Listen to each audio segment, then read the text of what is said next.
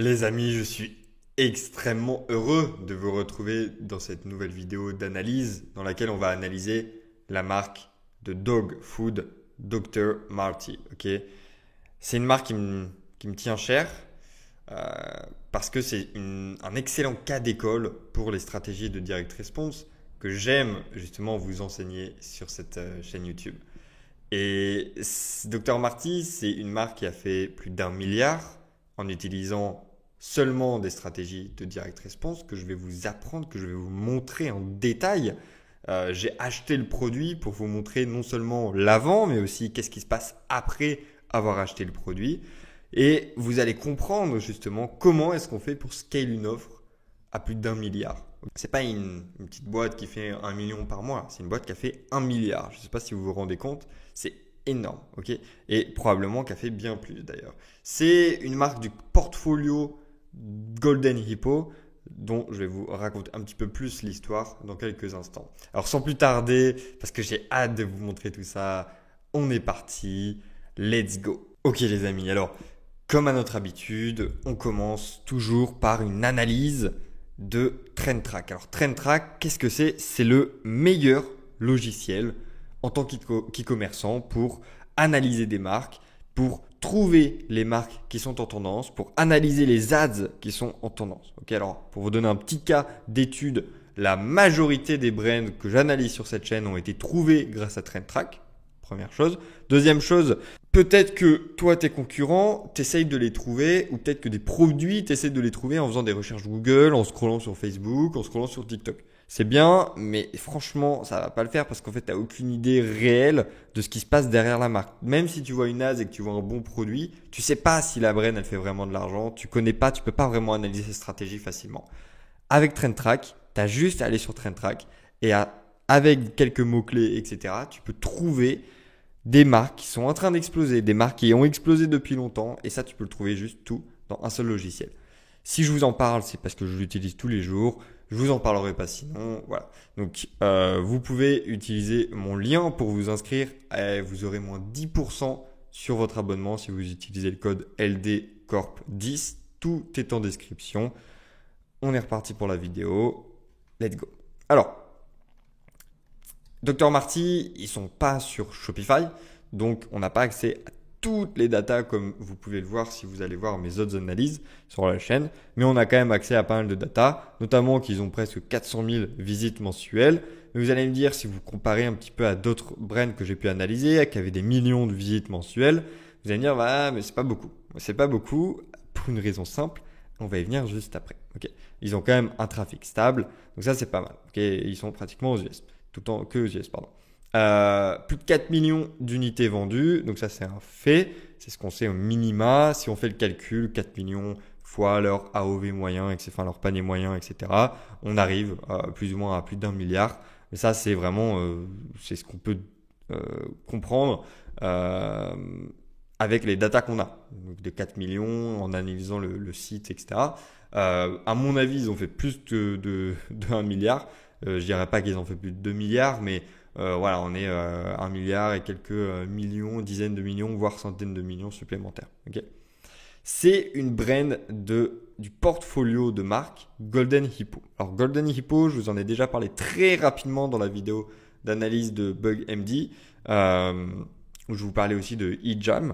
En fait, c'est des portfolios de marques, c'est-à-dire c'est des portfolios des entreprises qui ont des dizaines de marques, voilà, qui ont plusieurs marques, pas forcément des dizaines, mais qui ont juste plusieurs marques sous leur umbrella, sous leur parapluie de portfolio justement. Et ils sont souvent spécialisés dans un type de commerce. Donc généralement Golden Hippo c'est des suppléments, ça peut être un peu de skincare, ce genre de choses. Mais c'est des produits qui ont généralement de la récurrence, on peut avoir un panier moyen assez important, etc. Donc ils savent faire. Et ce qui est marrant, c'est que du coup, quand tu vas voir un petit peu leur autre marque, tu sens la patte de Golden Hippo, c'est-à-dire que tu sens qu'ils utilisent les mêmes choses à plein d'endroits. Ok. Il y a une autre marque qu'on analysera certainement chez Golden Hippo, c'est Gundry MD. C'est Dr. Marty et Gundry MD, c'est un petit peu leur marque très voilà la plupart des gens connaissent. Ils ont plein d'autres marques que j'ai réussi à trouver en cherchant un peu, mais ils ne mettent pas en avant les marques qu'ils ont. Ok. Donc, il faut juste le trouver, que ce soit par des contacts, que ce soit par des trucs. Donc c'est un peu un truc de longue haleine, hein. Moi, ça fait des années que je les connais, Golden Hippo. Et chaque année, j'arrive parfois à trouver une de leurs marques et je suis en mode waouh, j'ai trouvé une nouvelle marque de Golden Hippo. Et à chaque fois, enfin, je me fais un plaisir à les analyser parce que c'est toujours impressionnant de voir leur marketing. Et alors, ce que je vous disais juste avant, c'est que la raison de autant d'argent malgré un trafic si faible, entre guillemets, c'est l'affiliate marketing. Alors, je vais vous expliquer exactement ce qu'est l'affiliate marketing, notamment dans l'e-commerce, mais ce que je vais vous dire, ça marche en fait pour tout. Okay. Alors, très rapidement, on va parler rapidement. Le produit, qu'est-ce que c'est? Alors, comme je le dis à chaque fois, le produit, c'est très important et surtout d'avoir un bon produit. Tu ne scales pas si tu n'as pas un bon produit ou alors tu t'appelles un scammer. Okay, c'est OK, même si c'est pas, je suis pas en train de vous dire de faire un mauvais produit. Je dis juste que quand tu testes, quand tu es au tout début, c'est normal d'avoir un produit qui est pas ouf parce qu'en fait, tu ne sais pas ce que les gens veulent. Ok, donc tu testes d'abord avec ce qu'on appelle un MVP, un minimum viable product, et tu vois, ok, les retours du marché. Bah putain, peut-être qu'en fait, même si tu faisais le meilleur produit du monde, peut-être que ce sera considéré comme mauvais produit par le marché puisque tu n'avais peut-être pas forcément compris ce qu'il voulait vraiment. Ok, donc fais un produit de base, mais ensuite quand tu scales, il faut que tu aies un bon produit. C'est un non négociable pour le coup. Voilà. Tu as un bon produit, c'est le minimum. Encore mieux si tu peux avoir un bon produit avec de la réflexion derrière, c'est-à-dire que là, par exemple, ils sont venus avec un mécanisme unique qui est il faut que les chiens et chats mangent de la viande crue, okay, des raw food, des carottes crues, etc. Puisque c'est normalement ce qu'il faudrait que leur organisme ait, c'est ce que leur organisme a besoin. Sauf que tu peux pas leur donner là de la viande crue tous les jours, c'est pas possible. Donc on vous a créé tout ça dans en fait on vous a freeze, on vous a congelé de la viande crue et on vous l'a ensuite mise sous forme de croquettes. Voilà. Donc tu prends un bon produit, tu prends un mécanisme unique et tu le rends intéressant et facilement consommable puisque le plus important une fois que tu as un bon produit, c'est la consommation de ce produit. Il faut que les gens consomment le bon produit pour se rendre compte de la valeur. Donc bon produit, ils ont d'autres produits que ça, hein, je vous ai juste mis le best-seller, mais globalement ils ont que des bons produits. Ok, passons au trafic. Alors on va analyser Meta, et j'ai surtout envie de vous montrer une chose. Si je vous montre cette créa et qu'ensuite je vous montre la durée de cette créa, qu'est-ce que vous vous dites? 50 minutes. C'est un film. Voilà. On est face à un film, un petit film, un court métrage. 50 minutes, c'est la durée de la créative.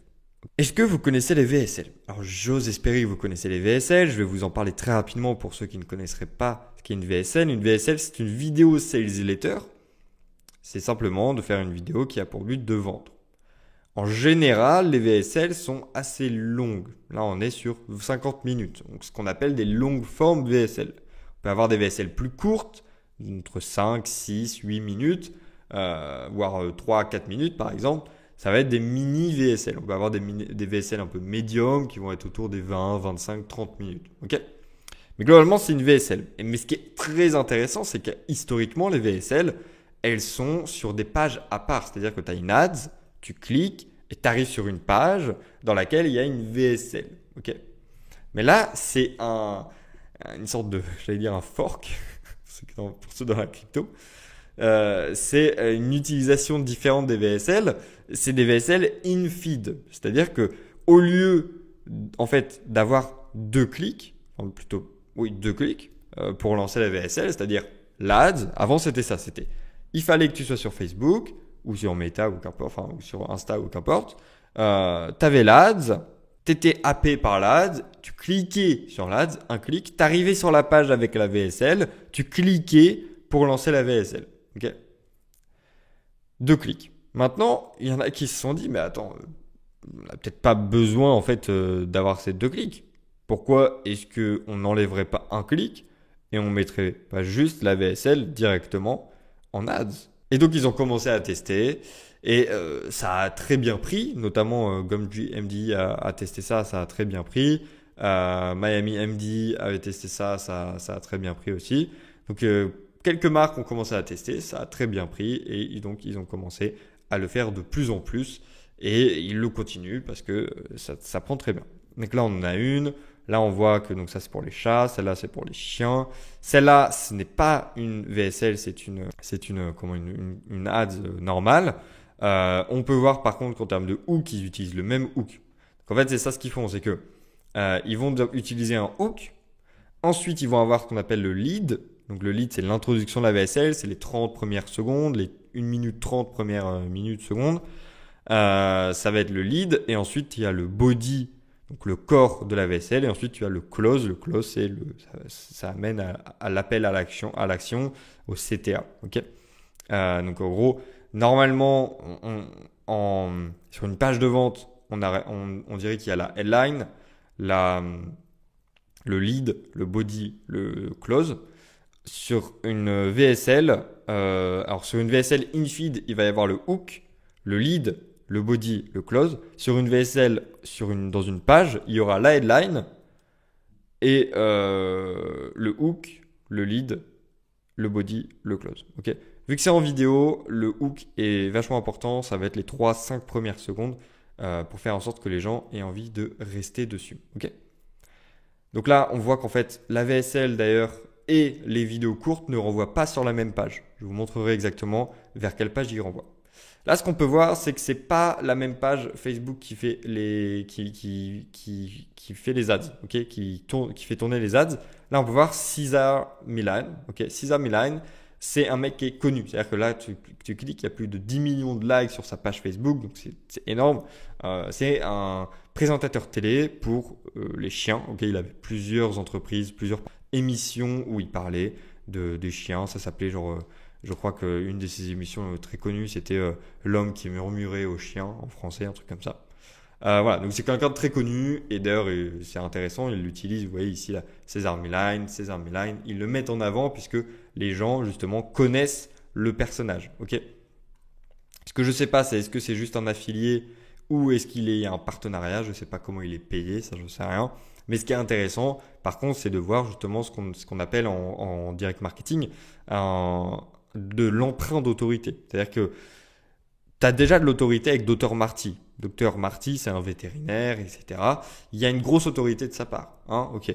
Il est biaisé et les gens peuvent se dire aussi qu'il est biaisé puisque bon, le nom de la marque, c'est littéralement son nom. Donc forcément, les gens peuvent se dire, bah oui, mais il va pas dire de mal de sa marque. C'est normal. Donc faire de l'emprunt d'autorité avec Cesar Millan, c'est très intéressant parce que Cesar Millan, qui a probablement une autorité assez élevée sur les chiens, et il y a un petit storytelling sur le fait que lui, il a eu des chiens malades et qu'il est venu chez Dr Marty pour se faire soigner justement. Pareil, chez Oprah, etc. Il utilise vachement beaucoup d'emprunts d'autorité chez Dr Marty. Ok, donc ça, c'est un petit peu le type de VSL qu'ils font tourner. Ils n'ont pas de statique et ils n'ont pas 50 millions de VSL non plus. Parce que mon avis, c'est que leur VSL, en fait, prennent beaucoup de spend et ils n'ont pas forcément besoin d'avoir des dizaines et des dizaines de variations pour scale. Ok. Je vais vous parler du coup de l'affiliate marketing parce que c'est très important dans là, ce que je vais vous montrer par la suite. Et aussi, c'est une stratégie qui est extrêmement importante, qui est peu discutée en France, mais je dirais même aux US. Alors que pourtant, c'est une stratégie qui fait des millions et des dizaines et des centaines de millions par mois dans le direct marketing. Okay, donc, il faut que je vous en parle. La base de l'affiliate marketing, c'est qu'il y a deux types de personnes. Okay, il y a les offer-owners d'un côté et il y a les affiliates de l'autre. Les offer-owners, on peut aussi les appeler les éditeurs. Les affiliates, on peut aussi les appeler les annonceurs. Okay, un offer-owner, un propriétaire d'offre, il a quoi? Il a une offre, qui est préférablement une bonne offre. Okay, et il a besoin de quoi? Bah forcément, il a besoin de trafic sur son offre. Il faut qu'il y ait des gens qui voient son offre. Les affiliates marketing, les affiliates marketeurs plutôt, les annonceurs, ils ont quoi? Ils ont du trafic. Ils savent apporter du trafic. Donc, c'est-à-dire soit par du media buying, par exemple, ils ont peut-être une liste email avec du trafic dessus. Voilà, ils savent apporter du trafic sur une offre. Ok. Soit ils en ont qui détiennent avec une liste email, soit ils savent en acheter chez Facebook, en native ads, etc. Mais ils ont besoin de quoi du coup? Bah, ils peuvent pas apporter leur trafic sur une page blanche. Il faut qu'ils aient une bonne offre. Ok. Donc là, vous voyez qu'en fait, il y a comme disent les Anglais, il y a match made in heaven. une rencontre parfaite. Ok. Donc du coup, il faut bien comprendre par contre que en tant que offer runner, tu as plusieurs choix. Ok. Donc disons que moi j'ai une offre. Prenons une offre au hasard. Disons que je vends des probiotiques compléments et que mes clients sont vachement contents de mes compléments. Ok. Ils adorent, ils ont des bons résultats, etc. C'est cool. Peut-être que moi je scale avec, d'ailleurs sur Meta. Ok, peut-être que moi je fais de l'ad sur Meta. Ça se passe très bien. Peut-être que j'ai une VSL qui perf très très bien. Ok. Et donc je me dis bon là serait peut-être le moment de scale quoi. Et donc comment je peux faire pour scale?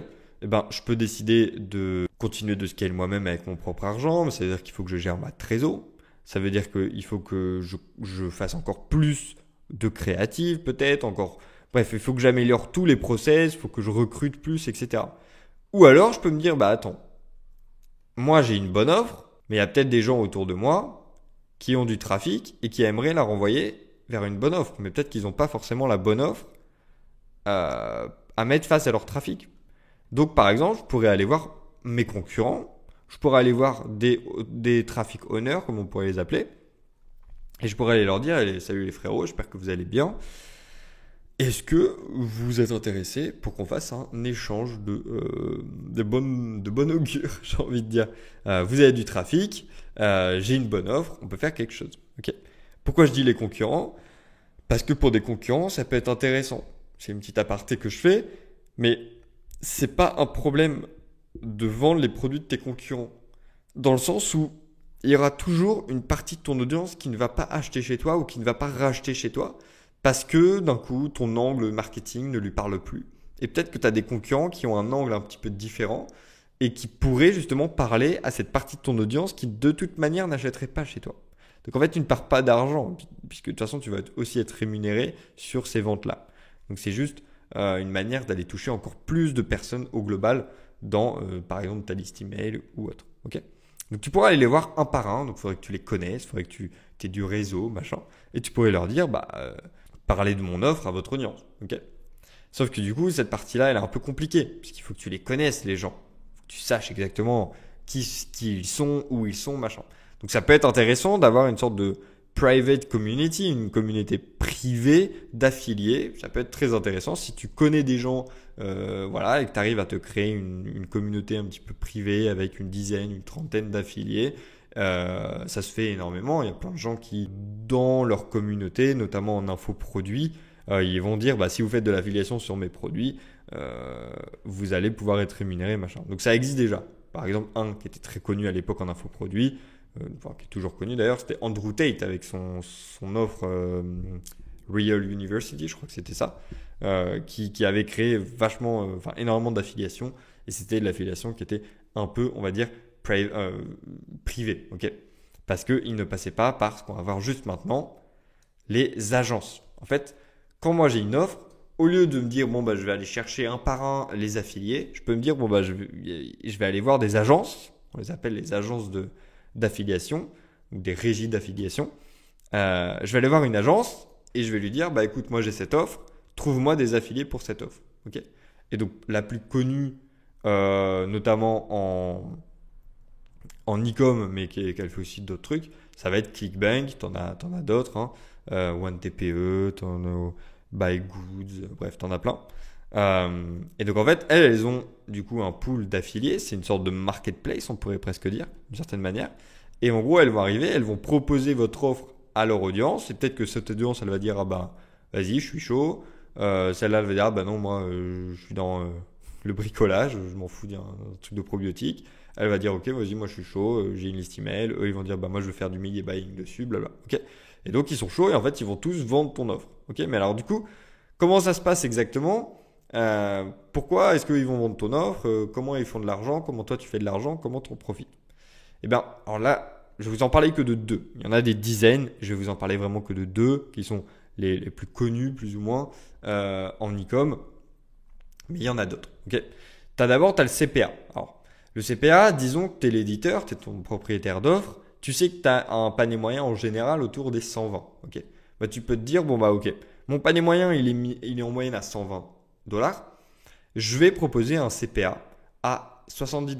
CPA, c'est-à-dire coût par action, ok, coût par achat, d'accord. Donc, qu'est-ce que ça veut dire? Ça veut dire que, par exemple, sur Meta Ads, tu as un CPA à 70. Ça veut dire que pour chaque 70 euros, 70 dollars là dans l'exemple, que tu dépenses, tu gagnes 120.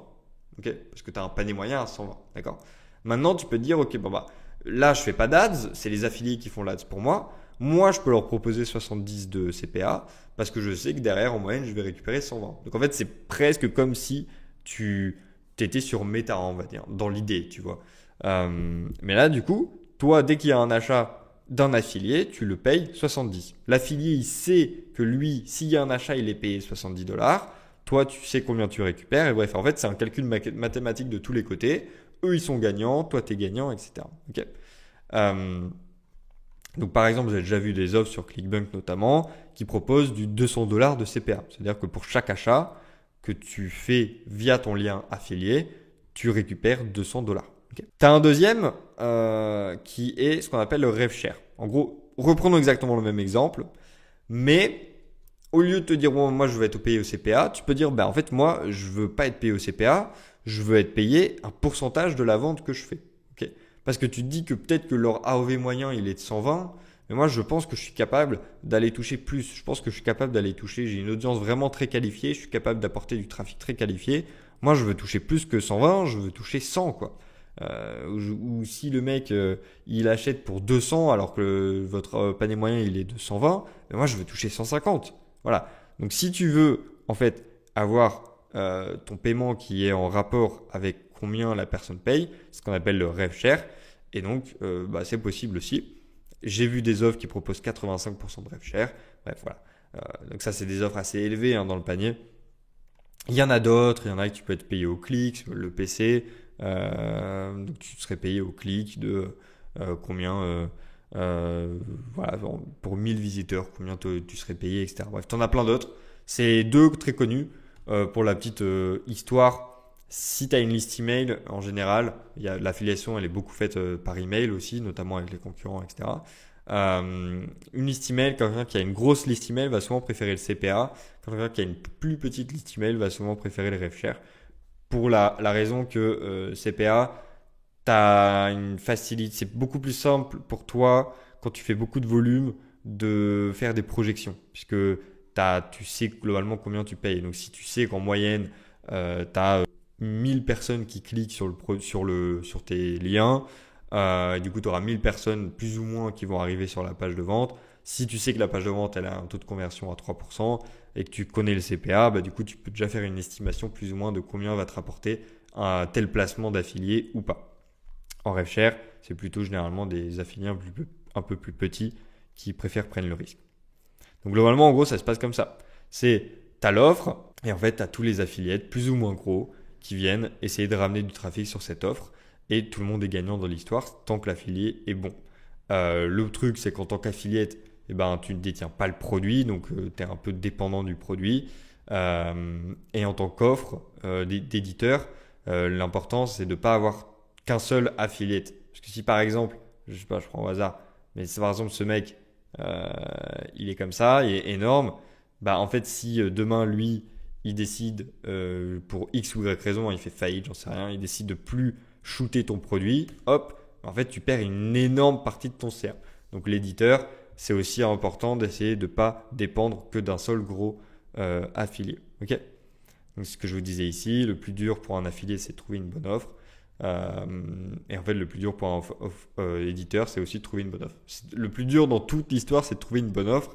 Et c'est pour ça que les éditeurs, ils savent qu'avoir une bonne offre, ça va attirer plein d'affiliés. Et les affiliés, ils savent qu'avoir une bonne offre, ça va leur permettre de faire de l'argent. Et ensuite, derrière, le dernier truc que je pouvais dire, c'est as a offer owner, vous pouvez aller soit private, soit public. Voilà ce que je vous disais au tout début. Ok.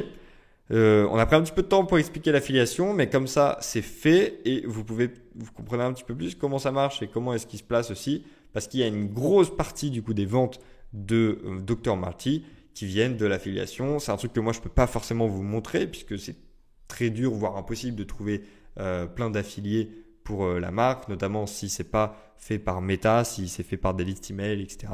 Il faudrait que j'aille sur plein de listes email, que j'essaie de chercher machin. Ok. Donc on va voir du coup maintenant leur funnel. Ok, donc ce que j'ai décidé de faire, c'est d'analyser un de leurs funnels, le funnel qui tourne actuellement. Et en fait, la petite particularité, c'est que c'est un funnel qu'on n'a pas encore analysé, c'est un funnel quiz. Ok, donc en gros, c'est un quiz. Donc c'est ce que je vous montrais. Là, ce type d'ads un petit peu plus petite, elle ramène vers, vous voyez, Marty Quiz, vers le quiz. Ok, donc ça ramène sur cette page-là. Donc globalement, comment ça se passe? C'est arrive, what canine health type is your dog?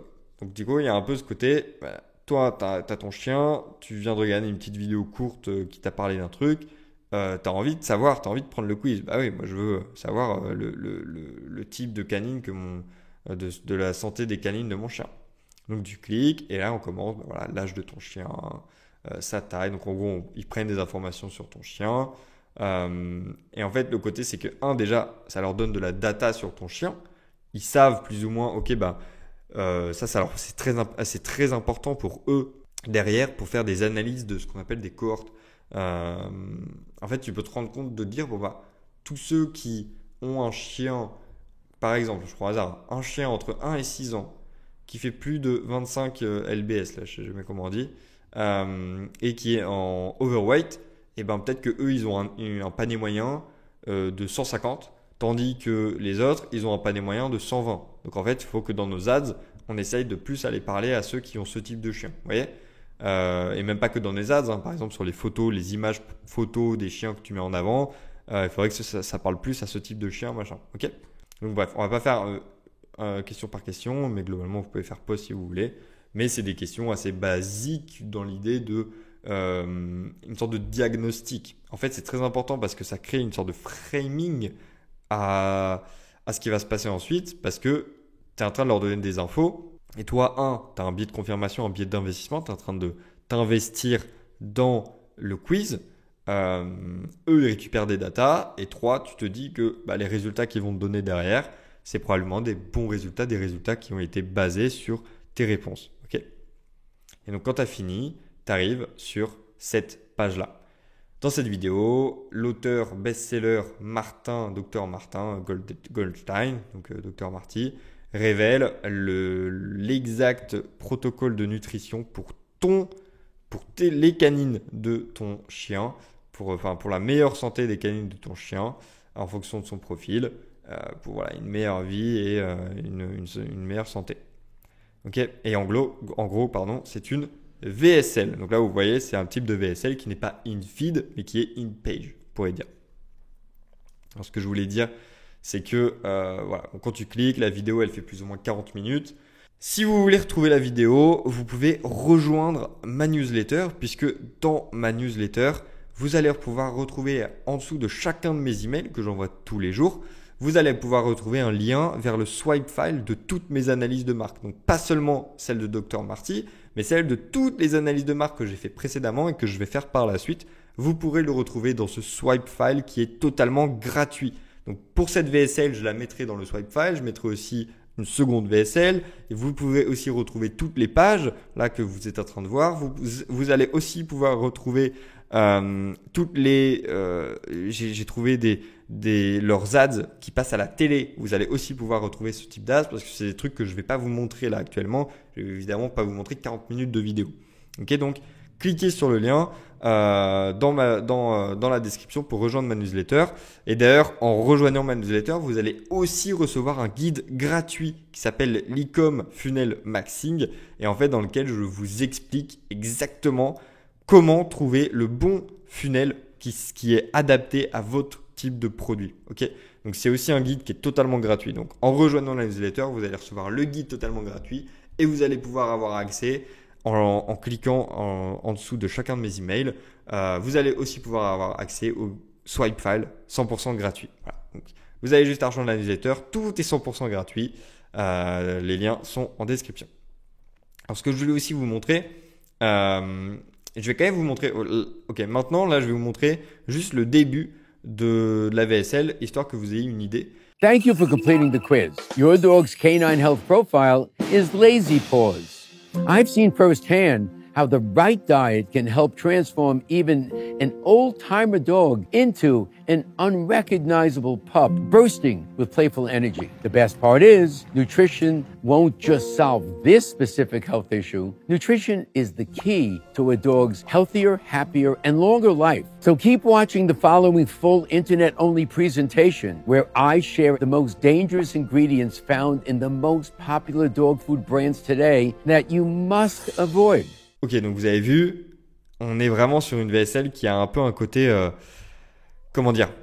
Et d'ailleurs, je vais aussi vous montrer leur ancienne VSL, qui est encore disponible dans quelques pages que je vous montrerai juste après. Leur ancienne VSL a aussi cet aspect documentaire encore plus, je vous le montre maintenant.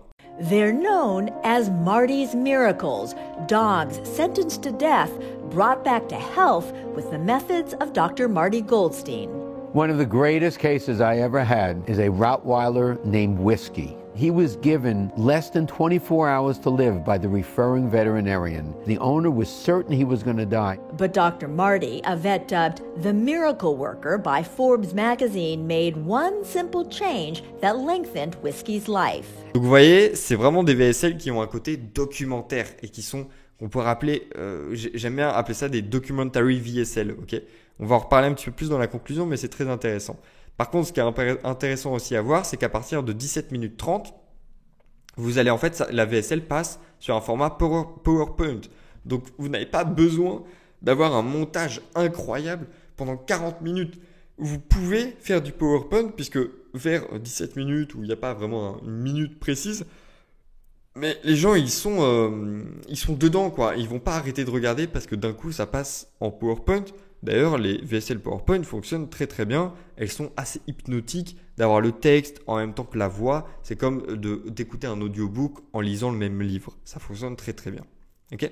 Donc, qu'est-ce qui se passe ? Au bout de, il me semble que c'est vers les 26 minutes, quelque chose comme ça, vous allez avoir un bouton qui apparaît ici avec marqué voir la suite ou quelque chose comme ça. Ok ? Et en fait, vous allez arriver sur cette landing page. Cette landing page qui est la landing page pour vous vendre le produit du coup. Et donc, dites-vous que quand on arrive sur cette page, vous êtes déjà pré-vendu. Vous avez regardé une VSL entière pendant 26 minutes, etc. Donc, en fait, on vous rappelle juste les bénéfices, etc. Et là, vous arrivez sur la page avec l'offre. Donc voilà, $30. Alors, elle est précochée, l'offre 3 bagues, la most populaire quand ils mettent en avant. Donc, c'est celle qu'ils ont envie que tu achètes. C'est celle qui n'a pas un prix trop élevé. Vous voyez qu'il y a une différence assez élevée entre 88 et 170. Alors, plutôt que 30 et 88, psychologiquement, c'est plus simple de faire le pas. Donc, c'est celles qui veulent mettre en avant. D'abord, vous pouvez aussi cocher ici pour subscribe, mais ce n'est pas vraiment ce qu'ils mettent en avant à ce moment-là. Vous avez la garantie, voilà. Quand tu cliques, tu arrives sur le pire checkout en termes de design qu'on peut voir. Okay, c'est un checkout de merde. Vous regardez, le checkout de Shopify est 100 fois mieux. Bref, c'est un checkout de merde et pourtant, c'est probablement un des meilleurs checkouts qui existent et je pense très fortement qu'ils ont un meilleur taux de conv sur ce checkout que le checkout natif de Shopify. Pour une raison simple, c'est qu'il y a tellement zéro friction. C'est simple, c'est juste tellement simple en fait.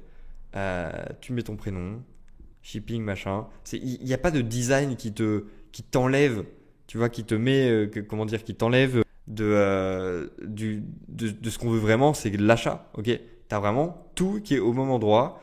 Le design est simple, t'as pas besoin de faire plus. Et ils ont fait des milliards avec ce checkout. Alors, vous n'avez pas de putain d'excuses. Le design, c'est pas ce qu'ils vendent. Ok, là ils ont un design simple. C'est un design qui est simple. Ok, alors c'est pas moche, c'est pas horrible, mais c'est simple quoi. Il n'y a pas besoin de plus. Donc, on en reparlera dans la conclusion. J'ai écrit, mais s'il vous plaît quoi. Donc bref, voilà. Ici, tu passes ta commande. Pour une petite histoire marrante, c'est qu'il ne livrait pas en Europe. Donc bon, j'ai dû envoyer le produit chez un pote aux US. Voilà. Donc mon pote, il va recevoir un produit gratuit. Alors voilà.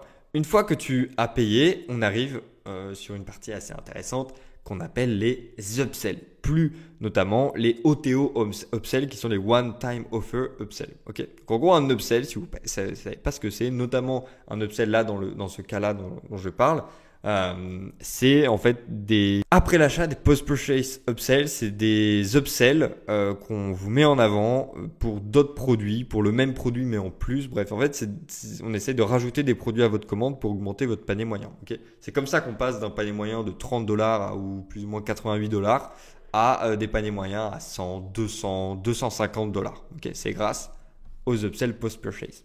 Donc là, on peut voir par exemple que tu viens d'acheter, tu as un message de Dr. Marty et il te dit est-ce que tu veux ajouter 3 bagues à ton 3 bagues de ce que tu viens d'acheter globalement pour gagner de l'argent. Okay, donc en gros, au lieu de payer 180, bah, tu payes que 80. Okay, donc voilà, il t'explique pourquoi on fait ça. Tu as toujours la garantie et là tu peux dire oui ou non. Si tu dis non, tu arrives sur ce qu'on appelle un downsell. C'est qu'en gros, on te propose exactement le même produit, mais on t'en propose moins, ou on te le propose moins cher. Donc là, c'est ce qui se passe. C'est, tu veux pas en ajouter 3. Bon bah, d'accord, on va en ajouter que 1.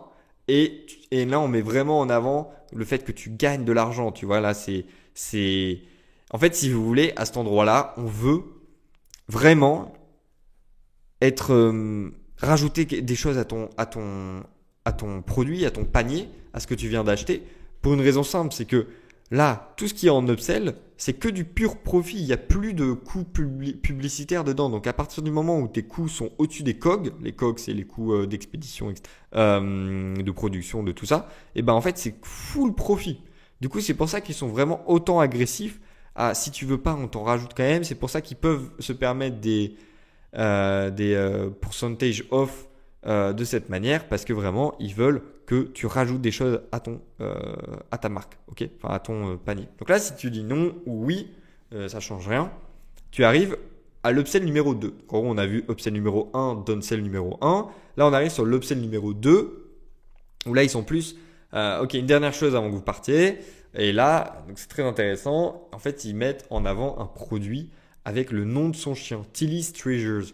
Donc ça, ce qu'il faut comprendre sur cette page, c'est que c'est une page, par exemple, où c'est un type de produit qui en cold traffic, directement en ads, il passerait pas. Il serait probablement pas du tout compliant et il se ferait attaquer par comment ça s'appelle aux US, c'est la FTC. Okay, mais en upsell, ils peuvent se le permettre parce qu'il y a moins de gens, la FTC n'a pas forcément accès à ce genre de page, etc. Donc là, globalement, donc avant, on avait le même produit, mais en plus, on voulait te rajouter du produit que tu venais d'avoir. Maintenant, on te propose un autre produit. Okay, et donc là, vous voyez, on t'en propose 3 directement et on te met un prix. Voilà, tu gagnes encore de l'argent, etc.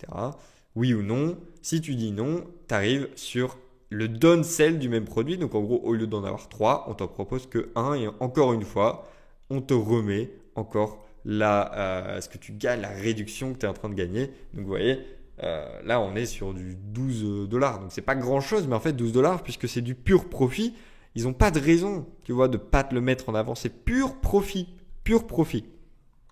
Donc là tu peux dire oui ou non, ça change rien, puisque tu arriveras sur la prochaine page encore avec un nouveau message où on te dit bon bah vous voyez, là tu as acheté ce produit, donc c'est incroyable. Tu devrais comment ça s'appelle, prendre ce nouveau produit avec 53% de moins. Pourquoi? De ce nouveau produit qui est le Pro Power Plus, qui sont leurs probiotiques. Donc là on est sur un prix plus élevé.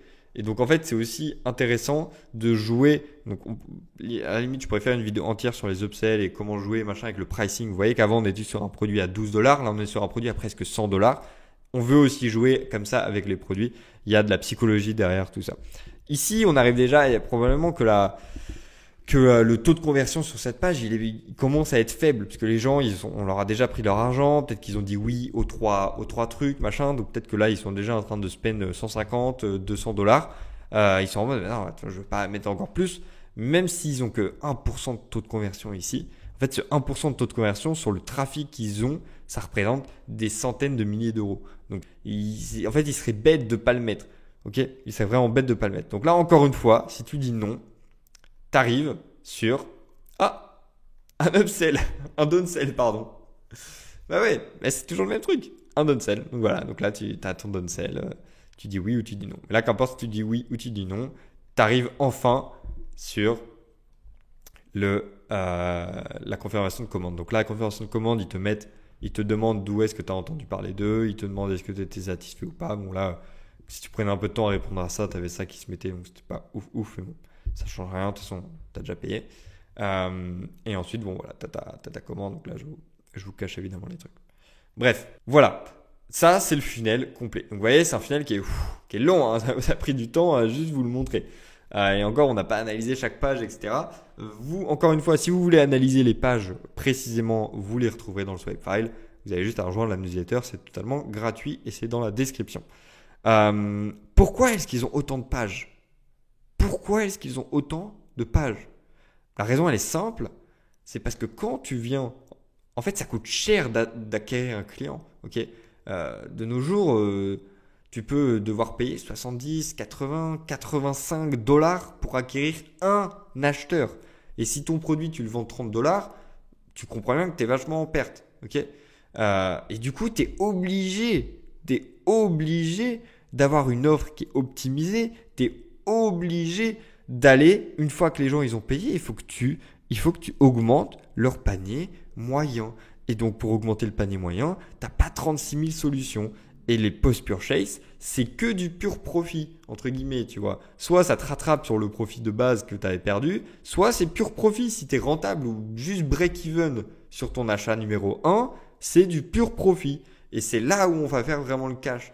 Et donc, mettre des upsells comme ça, c'est que du gain.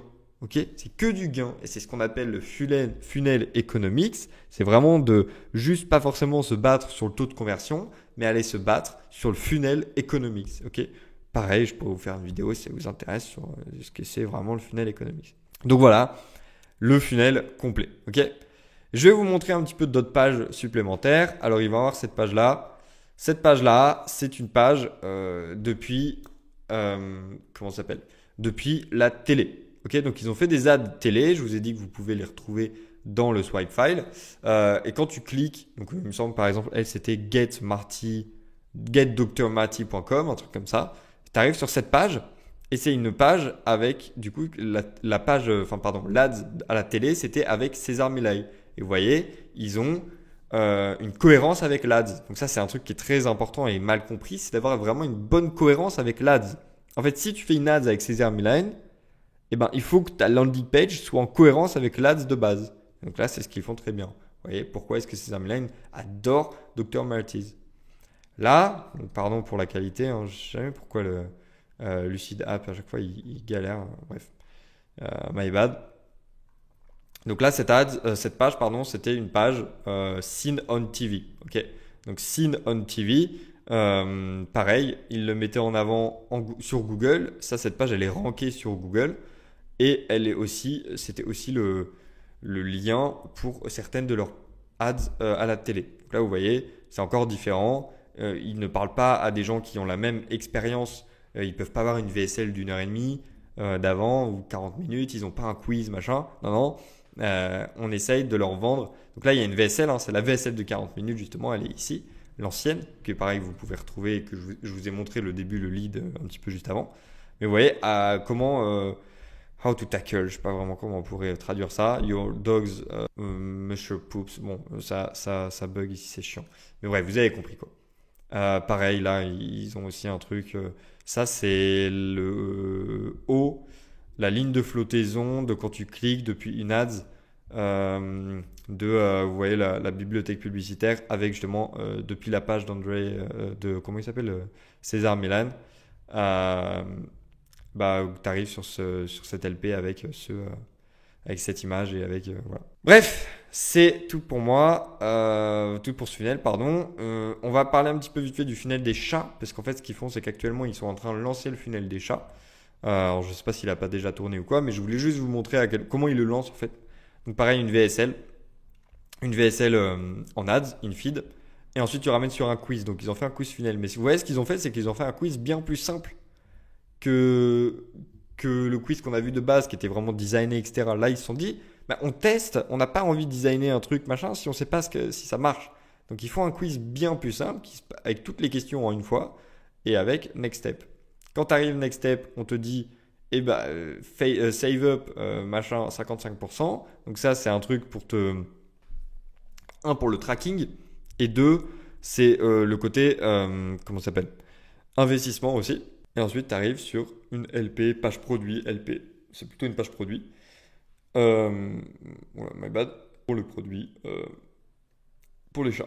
Voilà. Et ensuite, si tu cliques ici, tu arrives sur le même checkout qu'avant. Okay. Et probablement qu'il y a les mêmes types d'upsell, mais pour les chats, quoi. Voilà, tout simplement. Alors, je vais vous montrer vite fait l'offre de base, qu'on en parle rapidement quand même. Je sais pas pourquoi il fait ça.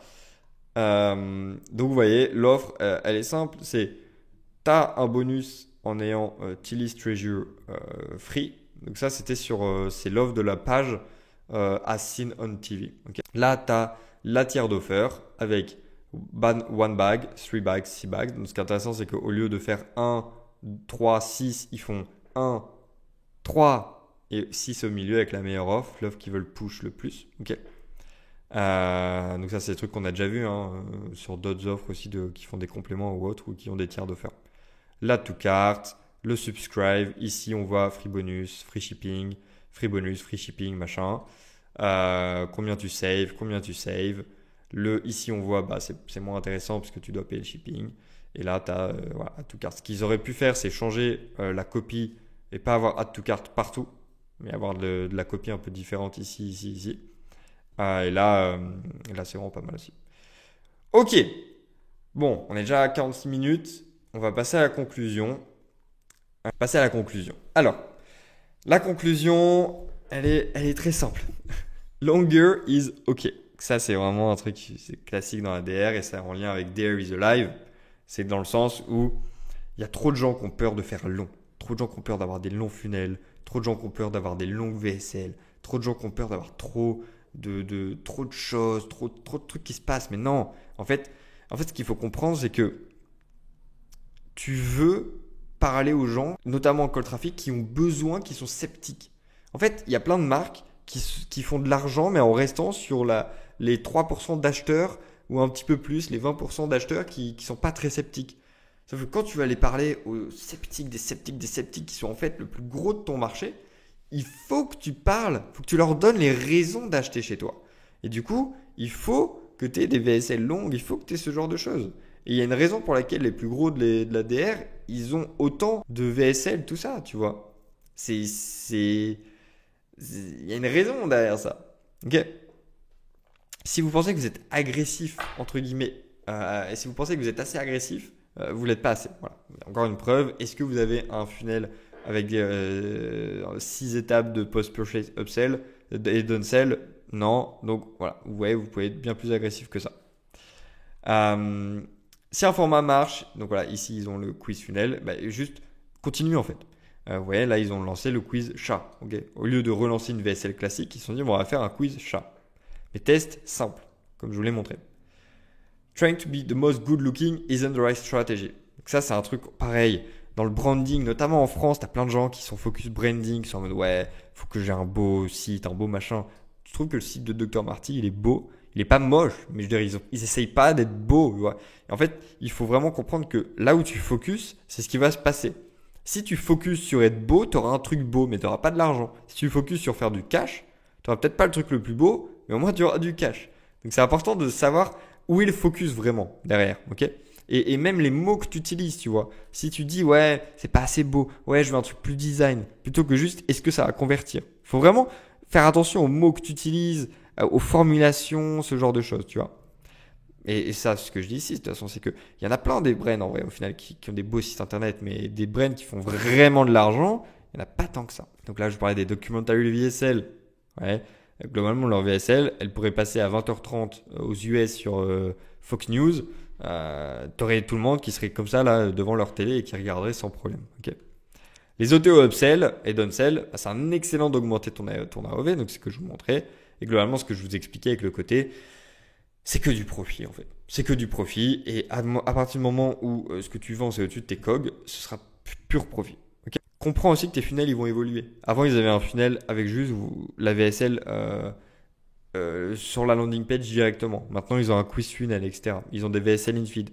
Donc il faut toujours comprendre que teste des nouveaux trucs. Teste des nouveaux trucs, sois les premiers sur le marché à faire des choses, etc. Aussi, sois pas fermé d'esprit, sois pas comme ça là. T'as pas que Meta, t'as pas que TikTok, t'as pas que Google Ads, t'as du native, t'as de l'affiliate marketing comme je vous ai expliqué dans la vidéo, t'as des ads sur les télés, etc. Teste tout, te prends pas la tête, ok? Aussi comprendre la diversification, ils sont vachement diversifiés. Ils ont du Amazon, ils ont du retail, ils ont du affiliate, etc. En fait, c'est ce qui leur permet d'être anti-fragile un maximum. Ce qui se passe, c'est que si demain, là, Meta, ils arrivent plus à être rentables sur Meta Ads, bah c'est pas grave, parce qu'en fait, ils vont toujours avoir tout le reste qui va fonctionner, tu vois. Et ça, c'est un truc. Alors évidemment, au début, tu le fais pas. C'est une grosse boîte, donc forcément, ils vont le faire. Mais au début, le faites pas. Au début, c'est un canal, un produit, une audience, ok, hop. Mais à partir d'un moment, il faut commencer à se dire, ok, comment je me diversifie. Il y a trop de gens qui essayent de se diversifier trop tôt, mais il y en a trop qui se diversifient pas assez parce que ça continue de marcher jusqu'au moment où ça marche plus. Et là, ils se disent, putain, si j'avais diversifié plus tôt. Donc, on n'a pas regardé leur strat SEO ou Google Ads, mais globalement, ils ont une bonne strat. Ce qu'ils font en fait, c'est qu'ils se placent sur plein de mots-clés. Par exemple, do dogs eat banana, do dogs eat avocado, do dogs eat cheese. Ils font pareil en GAD. Donc c'est alors je suis vraiment pas expert ni en GAD ni en SEO, mais c'est une bonne stratégie, notamment en SEO, de se placer sur un peu tous les mots-clés de ta niche, avec des articles de blog différents pour chacun des mots-clés. Voilà. C'est tout pour cette analyse. C'était une analyse assez intense. J'ai pas arrêté là pendant presque 50 minutes. J'espère que ça vous a plu. N'oubliez pas, il y a 3 choses à faire. 1, il faut s'abonner. Si vous n'êtes pas abonné, abonnez-vous. 2, allez vous inscrire à la newsletter pour recevoir votre guide offert sur le funnel en e-com et d'avoir accès au swipe file de toutes les analyses précédentes et de toutes les analyses futures. Ok, voilà, bon, ça fait 3. Après, vous pouvez mettre un commentaire, liker, ça fait toujours plaisir. N'hésitez pas à me dire aussi dans les commentaires s'il y a une brain que vous voulez que j'analyse en particulier. Je regarderai ça. Et puis, c'est tout pour moi. J'espère que vous avez kiffé. Et je vous souhaite une très belle fin de journée. C'était un plaisir. Ciao, ciao.